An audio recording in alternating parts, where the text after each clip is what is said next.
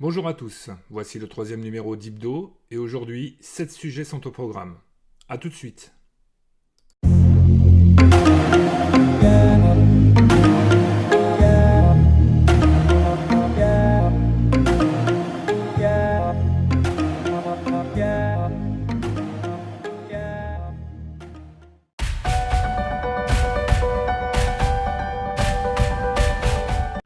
L'Actor Studio pense à changer de nom pour s'appeler le Trump Studio et Robert De Niro n'a qu'à bien se tenir.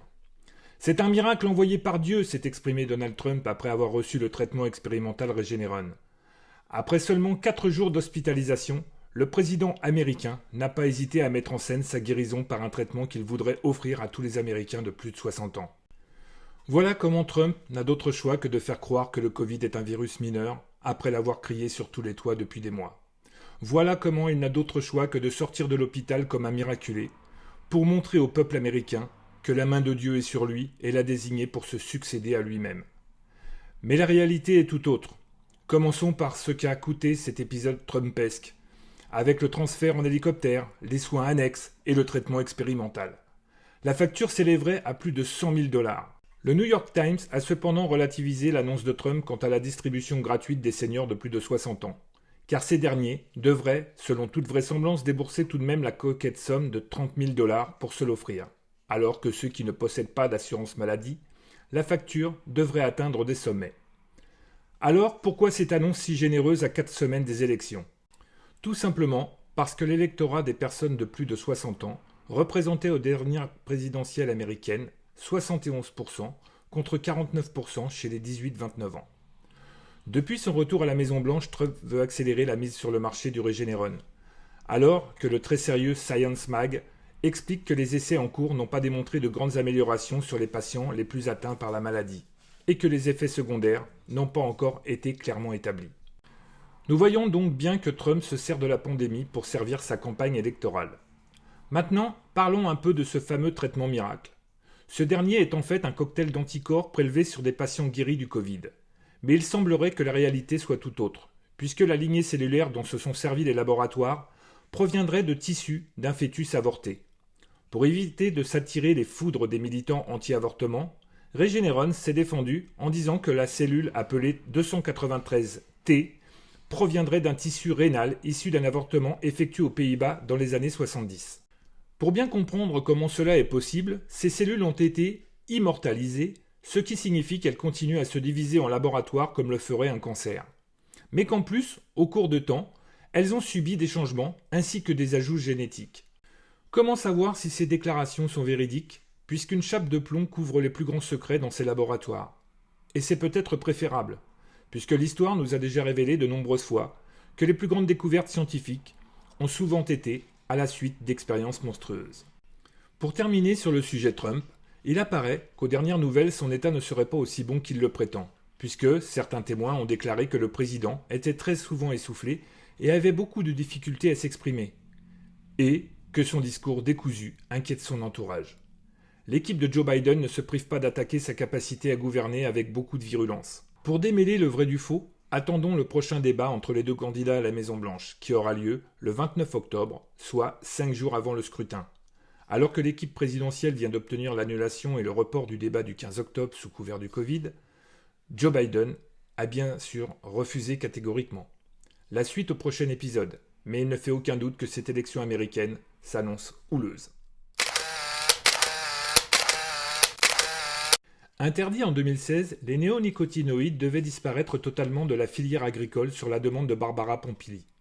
Et ironie du sort, cette même Barbara Pompili qui demande aujourd'hui que ce produit continue à être utilisé. La cause vient des producteurs de betteraves, n'ayant trouvé aucun substitut pour lutter contre les pucerons qui transmettent la jaunisse à leur culture. Si la décision de ne pas continuer les néonicotinoïdes, pesticides appelés aussi tueurs d'abeilles et inventés dans les années 80 par les géants de la chimie BASF et Bayer, 30 à 50% de la production serait perdue. Le gouvernement, dans sa grande hypocrisie, alors que des milliers d'emplois sont supprimés chaque mois dans le pays, s'inquiète de la perte de 45 000 emplois dans cette filière, qui comprend l'agriculture, mais aussi la transformation et la distribution. Mais cela n'est qu'un argument fallacieux pour faire avaler des couleuvres aux citoyens. Le débat pipé d'avance, proposé devant le Parlement, opposait l'écologie et l'économie. Les députés n'ont pas hésité longtemps et ont abrogé cette loi pour que la filière betteravière puisse l'utiliser jusqu'en 2023. Notre député de la seconde circonscription des Alpes de Haute-Provence, Christophe Castaner, a bien entendu dit oui, alors que la députée de la première circonscription, Delphine Bagary, s'est abstenue, comme à son habitude, pour ne pas se mouiller. Mais cela n'empêche pas de la considérer complice avec son homologue de crimes contre l'humanité, puisque cette décision engage la pollution des sols ainsi que de l'eau, sans oublier l'agroalimentaire friande de ce sucre dans la transformation de leurs produits. Alors, il ne faudra pas s'étonner si à l'avenir, des nouveau-nés naissent sans cerveau, sans crâne, ou mal formés, ou encore avec des problèmes neurologiques, comme à l'époque de l'affaire du gaucho en Amérique du Sud. Mais les députés qui ont voté cette loi ne sont pas les seuls à être responsables, car derrière tout ça, il y a l'Union européenne et les clauses de non-concurrence. Celles-ci ne permettent pas d'indemniser à 100% les agriculteurs qui ne pourraient plus cultiver des betteraves. C'est la raison pour laquelle les députés ont accepté de laisser sur le marché les néonicotinoïdes. Sinon, les autres pays européens, tels que la Pologne qui utilise ces produits, nous auraient pris le marché. Derrière les effets d'annonce sur les médias mainstream, il est dit à voix mais très très basse que pour que cette loi ne soit pas retoquée par le Conseil constitutionnel, il n'a jamais été signé que cela ne concernait que la filière betteravière, ce qui n'empêchera pas, à l'avenir, les autres producteurs d'utiliser cette substance dangereuse pour la terre, l'eau, la flore, la faune et nous les humains.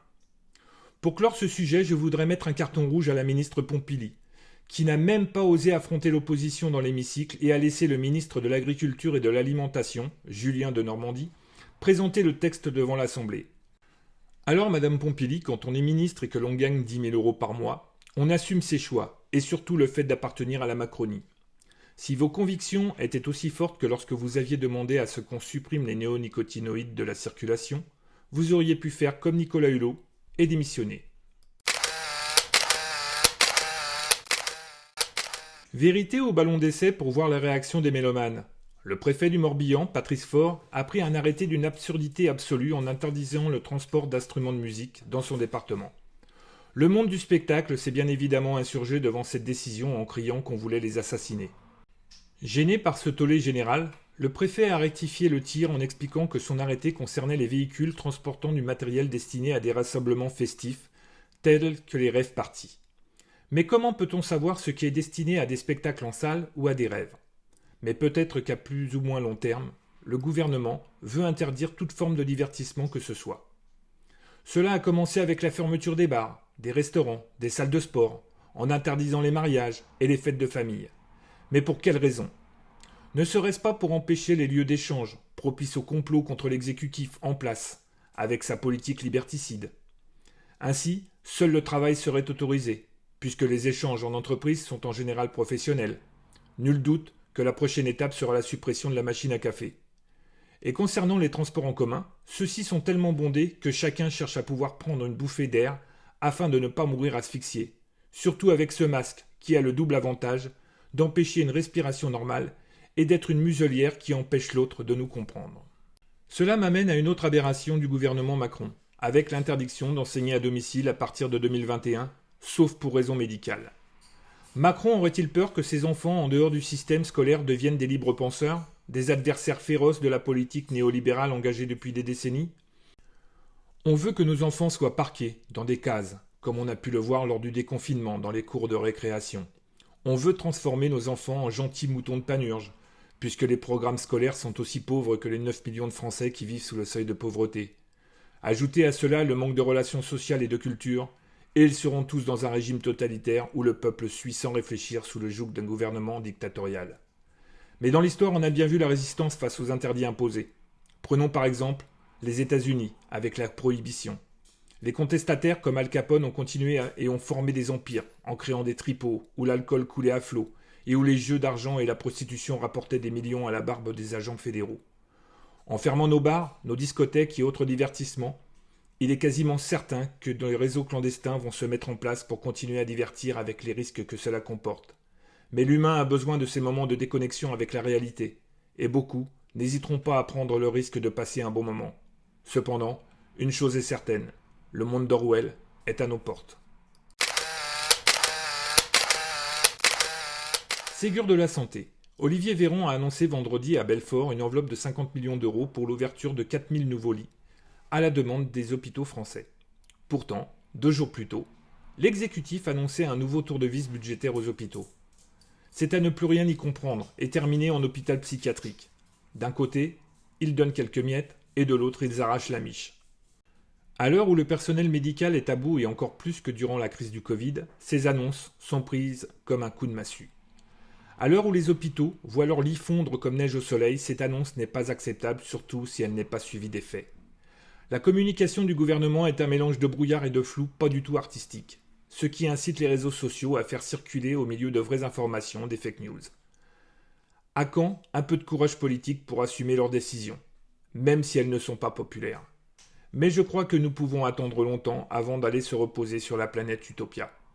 Pour terminer ce volet, je voudrais parler de cette vidéo qui tourne sur les réseaux sociaux, qui met dans l'embarras le ministre Véran alors qu'il était jeune interne à Grenoble et était l'un des meneurs de la grève contre le budget de la sécurité sociale menée par le gouvernement Sarkozy. Interrogé par BFM, Véran est tellement gêné qu'il a essayé de s'en sortir par une pirouette, en riant devant l'ordinateur sur lequel il travaillait à l'époque. Difficile d'assumer sa position actuelle, surtout quand on range sa conscience bien profondément dans ses poches pour du fric et du pouvoir. Vous n'êtes pas sans savoir que cette semaine, la tempête Alex a frappé très durement le sud-est de la France, provoquant de terribles dégâts, des pertes humaines et des disparitions inquiétantes. Les secours ont été diligentés avec l'efficacité que l'on nous reconnaît mondialement, et la solidarité s'est mise en place pour aider les malheureux habitants frappés par le destin à traverser cette épreuve difficile. Un arrêté de catastrophe naturelle a été publié pour 55 communes, pour que les assurances accélèrent les procédures afin d'indemniser les sinistrés. Pourtant, un grain de sable a entravé ces élans de solidarité et de secours. Ce grain de sable s'appelle Emmanuel Macron, qui est venu se pavaner avec son air faussement désolé, soutenir les sinistrés. Pourtant, son passage a presque été aussi violent que la tempête, puisque pour sa sécurité, le pont aérien mis en place a dû être interrompu pendant de nombreuses heures. Franchement, la place des politiques se trouve dans leur ministère, et parfois sur le terrain, mais pas dans ces circonstances. Quand on est un responsable politique, il faut savoir faire la part des choses suivant les situations. Et le gouvernement Macron n'est franchement pas un exemple. Nos gouvernants sont là pour résoudre les problèmes, pas pour en créer d'autres. Pourtant, dans notre pays, l'argent des dividendes ruisselle dans les poches des actionnaires, mais jamais dans celles de ceux qui souffrent. De retour à l'Élysée, Macron a tout de même fait l'annonce d'un déblocage d'1 milliard d'euros pour aider à la reconstruction. Cependant, il faut raison garder face à ces annonces, car on a bien vu lors de la crise du Covid les reculades de la Macronie. Après tout, les promesses n'engagent que ceux qui y croient. Des nouvelles de notre ami Stéphane Espic et de son contrôle judiciaire. La Cour d'appel de Paris a maintenu son pointage à Annecy et son interdiction de mettre les pieds dans la capitale jusqu'au 17 novembre, date de son procès, face au commissaire Sell qui l'accuse de violence sur policiers et rébellion. La seule chose qu'il a obtenue de supprimer, ce sont les soins psychiatriques auxquels il avait été condamné.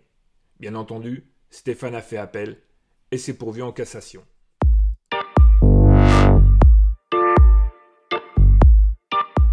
Maurice Chadéras a été transporté dimanche dernier à l'hôpital de Clerval afin d'y passer sa radiculographie. Lundi, déception et désillusion après qu'on lui a appris que l'appareil qui lui permettait de passer son examen était en panne. Décidément, la guigne le poursuit. Pendant son attente, Maurice constate l'insalubrité de sa chambre, ainsi que certaines parties de l'hôpital.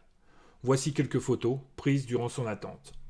Après cela, il ne faut pas s'étonner que des malades contractent des maladies nosocomiales.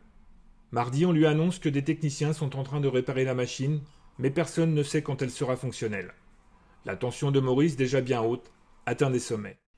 Dans cette même journée, il a été transféré à la clinique du Parc, pour enfin passer sa radiculographie ainsi qu'un scanner. Jeudi, retour à Manosque. Programme à venir pour cette semaine, lundi, IRM de la jambe et mardi, électromyogramme, puisque la radio et le scanner passés à Marseille n'ont rien décelé. Les médecins cherchent ailleurs maintenant. Courage à Maurice et à sa famille. Voilà, la 3e édition d'Hebdo se termine. Je vous donne rendez-vous la semaine prochaine.